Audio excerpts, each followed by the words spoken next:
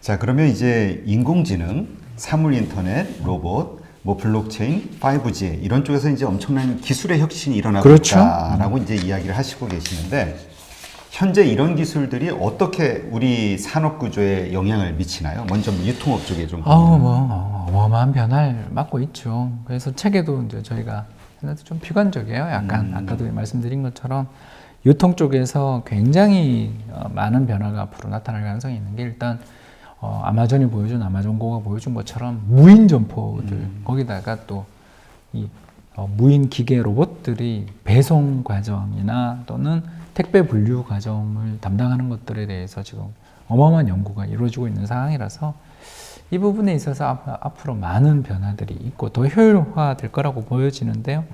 결국 저는 오프라인 점포들의 어떤 어려움, 특히 이런 리테일 쪽에서 몰 뭐 이런 것들이 굉장히 한동안 인기를 끌었는데 양극화되지 않겠나? 이제 명품, 사람들의 어떤 서비스 이런 걸 원하시는 분들은 당연히 그쪽은 소득이 높은 분들이겠죠.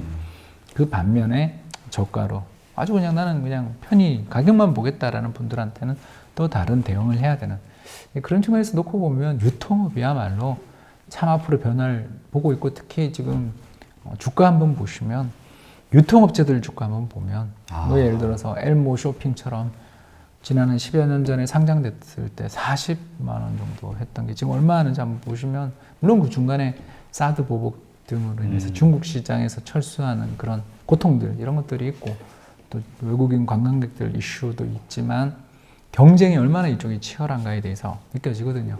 그래서 이런 측면에서 놓고 보면 일단 유통업의 미래가 그렇게 밝다고 말하기는 어려운 결국 승자가 아마존 같은 아마존도 최종 승자라고 말하기는 그런 게 월마트는 또 너무 잘하니까 이런 사회 환경의 변화에 대응해서 유연하게 탄력적으로 그러려면 참 조직이 그죠? 또 위에 계신 분들 이제 그 CEO들이 대단히 좀 이런 사회의 변화를 꿰고 있어야 되는데 그런 면에서 놓고 볼 때 앞으로 이 도전자 쿠팡이라든가 마켓컬리 같은 데는 또 어마어마한 벤처 자금들을 뒷배경으로 해서 지금은 어마어마한 손실을 보고 있지만 미래는 나의 것이라고 생각하면서 덤벼드는데 언젠가는 이제 누군가가 파국에 도달하겠죠. 그때 승자가 가려질 텐데 그 과정에서 많은 앞으로 변화가 있고 두 번째 특히 거기서 일하시는 분들 입장에서는 충격을 받을 수도 있는 여지들이 충분하다. 이렇게도 볼 수 있겠습니다. 그렇죠. 일단 기본적으로 이 기술이 발전될수록 사람의 일자리는 확 사라져 버리니까. 그렇죠. 네, 사람이 특히 여기가 로봇, 아까 말씀드린 그 기계에 의한 인간의 대체가 쉬운 업종일 수도 있습니다. 그게 그렇죠. 뭐냐면 이제 일자리를 크게 네 가지로 우리가 나눠볼 수 있는데 첫 번째 이게 뭐냐면 비반복적인 매일 하는 일이 달라요. 창의적인 일을 하는 거죠. 매일매일 가서 자기가 하고 있는 일들이 다릅니다. 그리고 두 번째 그 일을 하기 위해서는 많은 지식적인 배경과 공부를 매일처럼 해야 되는 일들이 있어요. 가장 대표적인 게 뭘까? 생각해보면 경영이죠. 그죠? 경영관리직이라든가 연구직들, 사이언스 또는 코딩 하시는 분들부터 시작해서 뭐 각종 그 의료 관련된 여러 가지 일들을 하시는 분들은 이쪽입니다. 근데 지금 이야기했던 거에 해당되는 분이 뭐냐면 반복적인 지식 노동, 캐셔라든가 저기 은행에서 입출금 하시는 그런 분들이라든가 또는 뭐 마트에서 동계산 이렇게 하시는 분들 이런 분들은 이제 반복적인 지식 노동이라고 볼 수 있는데 이거 기계에 의해서 대체되기가 참 쉽죠. 또 더 나가서 반복적인 육체 노동 대표적인 게 자동차 이 조립 라인에서의 로봇들이 훨씬 더 이제 일을 많이 하잖아요. 그런 일자리는 앞으로 굉장히 어려움을 겪을 수 있는 대표적인 게 유통업이다. 그럼 마지막 네 번째는 뭐냐면 비반복적인 육체 노동. 여기는 이제 앞으로 어마어마한 일자리가 생길 거라고 저희는 생각하거든요. 비반복적인 육체 노동의 대표 주자가 아까 이야기했던 요리사입니다. 요리사. 요리사. 네, 생각해 보시면 아까 이야기했던 것처럼 집으로 배송되는 그죠? 반제품. 전자레인지만 딱 돌려서 먹으면 되는 그런 요리를 생산하는 공장들도 있겠지만 외식이 앞으로 얼마나 늘어날 것인가. 특히 대만이나 홍콩 갔다 오신 분들 느끼지 않으셨어요? 정말 길거리 외식 문화가 말도 못하게 발전되어 있는데 제가 이제 그때 예전 이야기입니다. 모 연금 있을 때 탐방도 가보고 어떤 그 매니저 집도 이렇게 가보고 있는데 부엌이 없는 집이 되게 많아요. 아, 그래요? 부엌이 없어요. 요리를 안 한다는 예, 얘기예요? 아예 안 합니다. 음. 전자레인지만 좀 있는 뭐 이런 그 아주 간편한 개수대 정도이지 본격적인 요리 도구들이 없어요. 부엌이라는 것이 없는 집들이 굉장히 많습니다.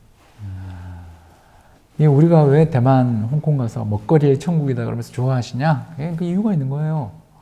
바로 전부 다 맞벌이 하는 과정에서 대부분의 집이 맞벌이를 하는 과정에서 부엌은 정말 그 사람을 고용할 수 있는 아주 부자들이 가지고 있는 거고 대부분 부엌이 없는 집에 살면서 아까 이야기했던 것처럼 배송 음식을 먹거나 아니면 외식을 하는 물론 외식을 훨씬 더 많이 하겠죠. 그죠? 배송 음식은 어떻게 본다면 좀 그것도 비용이 더 든다라고 생각하면 그렇죠. 외식으로 가는 거죠. 그래서 요리사들 얼마나 많습니까?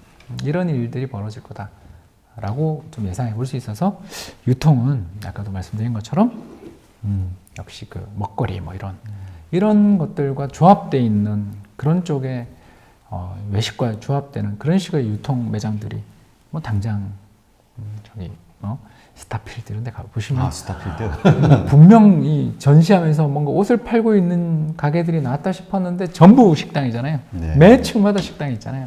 이런 것들을 우리는 앞으로 많이 보게 될 가능성이 있지 않나. 참 유통업 하시는 분들은 어렵겠다. 야 이거 어떻게 우리가 변화를 줘야 되는가. 이런 것들 고민이 많으실 것 같습니다. 하긴 뭐 뉴스를 보니까 뭐 그동안 정말 유통의 최강자였던 이마트에서 막 이렇게 이름 나와도 되는 거예요? 대표님? 저게 뭐 공중판인데요, 뭐. 그래 스타필드까지 해놓고서 뭘 바라야지. 뭐 제가 이렇게 도망 다닙니까? 네. 엄청난 적자 보고 그러니까 충격인 것 같더라고요. 이렇게 대충 뉴스 흐름을 보니까 그러면서 내부 경영진이 싹 바뀌는 거 보니까. 그 월마트나 까르푸 같은 세계적인 할인 매장들의 공세를 이겨냈던 그러니까요. 이마트가 그렇게 되고 또 반대로 우리 뭐 이야기 다 하기로 했으니까 코스트코는 또 한국에서 점포도 몇 개 안 되지만 어마어마한 그렇죠. 매출을 일으키잖아요. 그런 걸 생각해 보면 차별화에 성공하지 못하면 야 이제 앞으로 어렵겠다 진짜.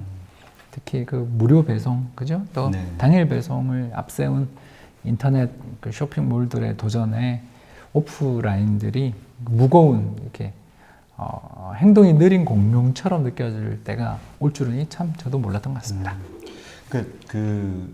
전에 그 어떤 중국의 그 중국 전문가 분하고 이렇게 방송을 하면서 이야기를 들었는데 마윈 회장이 온라인 쪽에서 돈을 벌어가지고 많은 유통업체들을 오프라인 유통업체들을 인수를 했대요. 알리바바의 마윈 회장이요? 네네. 그 알리바바에서 그러면서 그들에게 한 말이 이 오프라인 유통업체들은 앞으로 우리의 물류 창고 전진 기지를 할 것이다. 이런 식의 이야기를 해가지고 자존심을 확 꾸겼다고 했는데 나중에 보니까 몇 년 지나 보니까 실제로 그렇게 되더라는 거죠. 가서 그냥 그 검색하고 그냥 구매하고 온라인으로 모든 게 다 이루어지고 구색을 보여주는 디스플레이 정도 역할이나 또는 물류 창고가 돼버리는 무섭네요. 그러니까 물론 이제 뭐 환경에 따라 틀리고 뭐 약간 말에 알리 배송이 너무 느려서 약간 무시했는데 그래요? 그러면 안 되겠네요. 그러니까 이게 참 세상이 정말 빠르게 변하는 거네요. 근데 특히 중국의 변화 속도가 우리보다 엄청나게 빠른 것 같아요.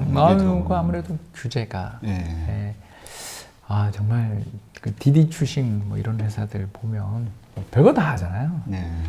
물론 이제 그 디디 추싱의 CEO가 또 어마어마한 금수저긴 합니다만 아무튼 간에 참 변화들 이런 것들이 규제 없이 그리고 어마어마한 시장 14억 시장에서 한 도시나 한 성에서 성공하면 다른 성시로 순식간에 번져나가는 이 확산을 시킬 수 있다는 게 중국의 또 장점이 되지 않을까 생각됩니다. 네, 참 그런 거 보면 우리가 정말 빨리 뭔가 변화를 하고 막 서둘러서 우리가 위기의식을 좀 느껴야 변화가 되는데 아직은 좀 덜한 것 같아요. 지금 요새 뭐 많은 문제들이 있잖아요.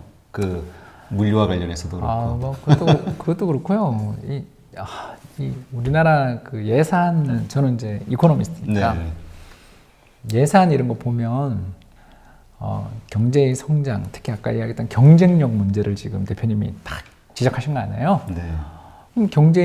경쟁력을 높이려면 세 가지밖에 없어요. 사실은 그렇지 않습니까? 이제 규제 당국이 독점을 못하게 이렇게 부숴주고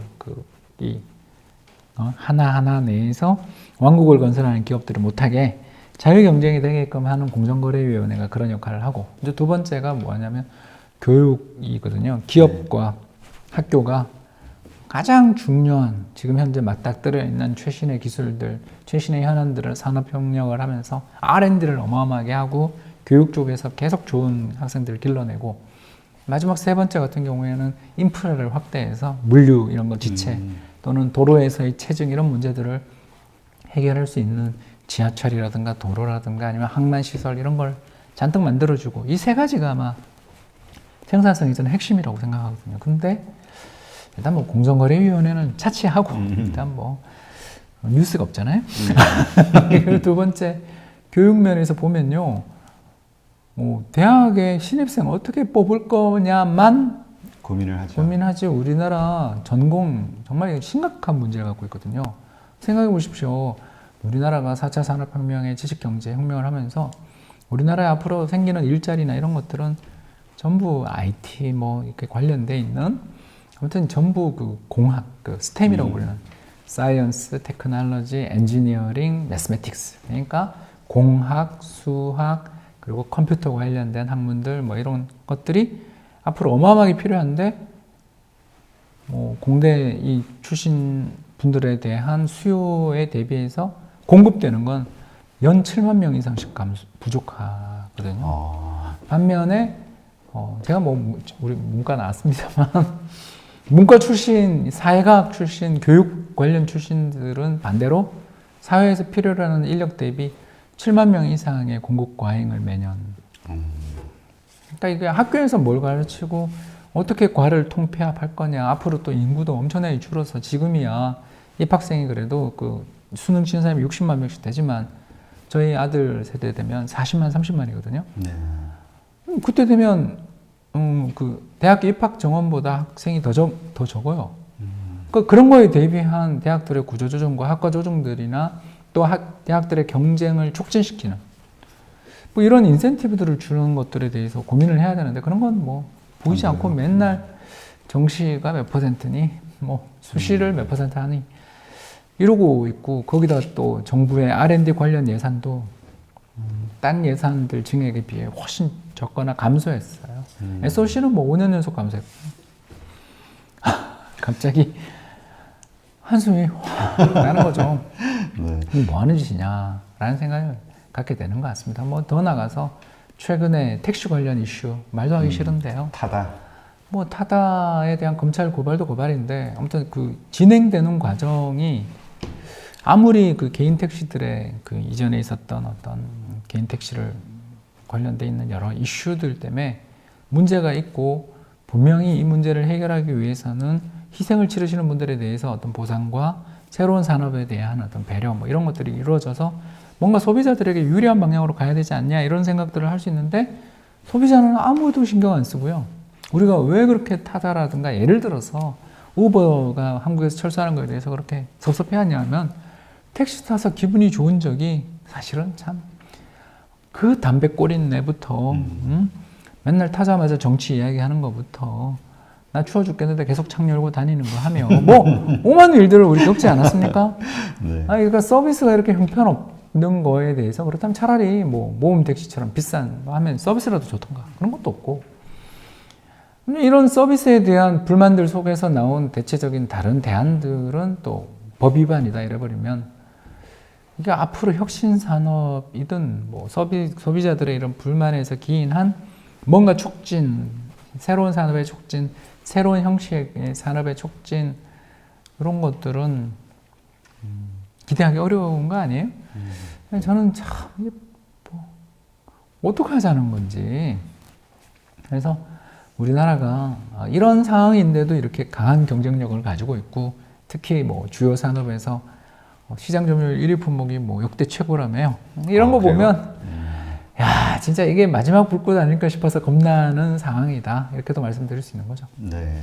그러니까 참 뭔가 이게 회사 그만두고 나니까 이렇게 세게 이야기할 수 있어서 너무 좋아요. 이게 자유인의 뭐라 그러죠? 경제적 자유인. 살만 빠지는 게 아니고 옛날에 입던 옷을 꺼내 입을 수 있는 이 다이어트의 즐거움뿐만 아니라 옛날에는 움찔움찔했던 걸 마음대로 이야기할 수 있어서 대표님 만나서 이렇게 편하게 이야기할 수 있어서 좋은 것 같습니다. 뭐, 괜찮습니다. 뭐 얼마나 산다고 우리가. 야, 그렇게 철학적인 질문으로 받아버리니까 굉장히 너무 속물적인 것 같아서 할 말이 없네요. 근데 이제 IT 산업도 이제 아까 말씀하신 대로 인력의 어떤 수급 문제에 있어서 일단 근본적으로 문제가 있으니까 이것도 참 어렵겠네요. 미래에 갈수록. 그렇죠.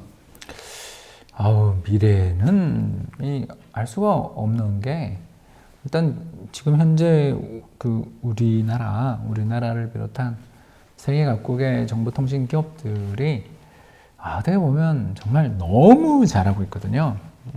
그 기술을 극한으로 밀고 나가는 그런 과정에서 정말 그 추격자들이 너무 힘든 앞서 나가는 기업들에 대해서 너무너무 힘든 과정에서 인텔과 AMD의 그 피 튀기는 경쟁 이런 거 보면 정말 또 방심하면 한 방에 넘어가는 그렇죠. 이게 정말 IT 업종이다라는 걸 절절히 느끼지 않습니까? 네. 이런 과정에서 보면 우리나라의 정보통신 기업들은 정말 모범이 되는 사례들이다. 우리나라 내에서 보면 참 모범이 되는 사례다. 이렇게 볼 수는 있는데 이제 문제가 이 생산성의 향상이 계속되고 특히 경쟁자들이 계속 와야 되는 이런 부분에서는 참 좋은데 이게 하나의 걱정이 와해성 기술이라는 게 있어요. 디스트럭티브 이노베이션 뭐 이런 거라고 저희들 부르는데 한마디로 말해서 기존 기업들이 굉장히 잘하고 기존 기업들의 고객님들이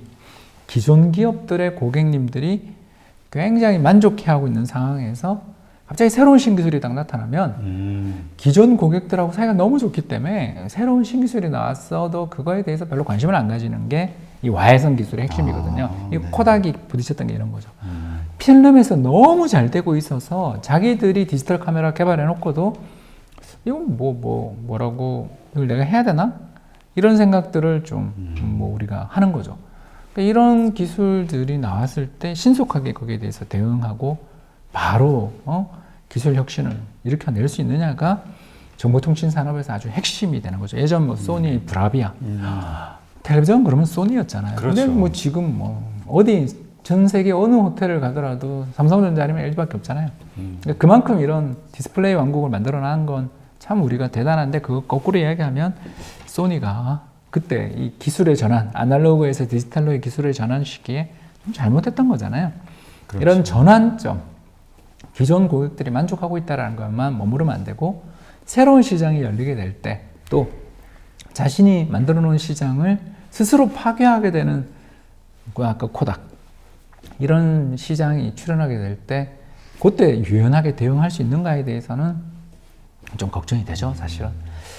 잘해야 될 텐데 지금까지 또 그 스마트폰 출현 때 보면 좀 늦었지만 굉장히 잘 했잖아요. 패스트 팔로워로서 굉장히 잘했기 때문에 이번에 또 어떤 기술의 혁신이 앞으로 나올 것인가는 모르겠습니다만 알면 빨리 투자해서 재벌이 되겠죠. 근데 그건 우리가 알 수 없으니까 그런 어떤 혁신이 출현하게 될 때 신속한 대응과 전환을 할 수 있는 유연한 사고 요거를 늘 가지기 위해서 노력해야 된다. 그리고 우리가 또 이런 책들을 통해 이렇게 콕콕 찌르는 역할도 저희는 하고 있다.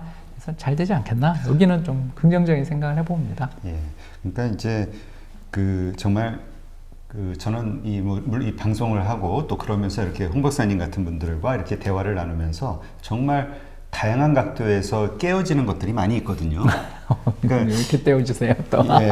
그래서 이 책을 정말 요즘 우리 잘 안 읽잖아요. 안 읽죠. 정말 이게 문제라는 생각이 들더라고요. 정말 책을 많이 읽고 글을 통해서 정말 많은 사람들의 어떤 그 전문적인 식견을 좀 땡겨와야 되는데 참 잘 안 되죠. 쉽지가 않아요. 이렇게 오늘도 전철을 타고 이렇게 이제 9호선 전철을 타고 이렇게 오는데 전철 칸이 뻥 뚫려 있잖아요. 9호선은 칸과 칸 사이가 뚫려 있잖아요. 네. 거기서 책 읽고 있는 사람은 저밖에 없었던 것 같아요. 이제 참 다들 스마트폰이 너무나 재밌거든요. 네, 그런 면에서 스마트폰에서 아마 전자책을 읽으신 분도 오디오북을 읽으신 분도 있지 않았을까 생각해 보고요. 또 더 나아가서 저를 포함한 수많은 저자들이 예전에 책을 읽으시던 분들이 떠난 분들을 다시 모셔올 수 있을 정도로 흥미롭고 또 그분들의 어떤 일하시는 일에 도움이 되는 좋은 책을 씀으로써 이걸 또 한번 떠나간 고객을 잡아보자. 이런 말씀도 좀 드리고 싶고 힘내자 네. 저자들 이렇게 말씀드리고 싶습니다. 네, 힘내야 될 것 같습니다. 진짜.